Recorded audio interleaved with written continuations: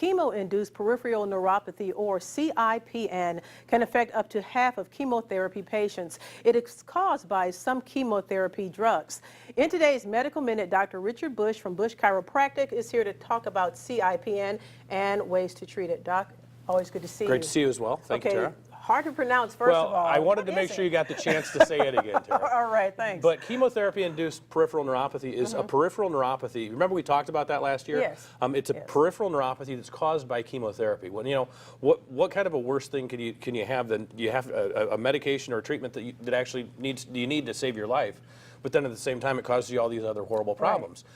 And the problems are things like numbness and tingling, but more often than that, patients also notice a lot of burning and a lot of sharp shooting, severe pains. They may even notice that they have a lot of pressure in their hands or their feet. Some people even tell me that it almost feels like they want to explode. It's just that uncomfortable. If anybody's really interested, they can always check out our interview from last time on Google or on our YouTube page. So that might give them a little bit more background, but that's in a nutshell where it comes from. Now, what causes it? The cause very often is damaging something called the mitochondria of the nerve. Now, the mitochondria, if you remember your high school biology class at all, was the power generating system for the cell.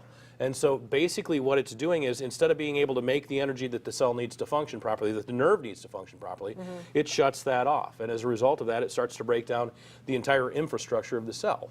And so we start to see all these other problems, the pains that people feel, these side effects, the numbness and tingling. And the biggest problem, as we've talked about in the past, with neuropathy is that the biggest problem is people falling because they can't feel their feet or their hands, and they've lost a lot of their protective senses. So how do you treat it? Well, what we're doing, obviously we're using some nutrition and that type of thing to help with it, but we're also using different types of laser therapy and low-level light therapy, and even some other therapies, including vibration and a whole bunch of other things that are out there.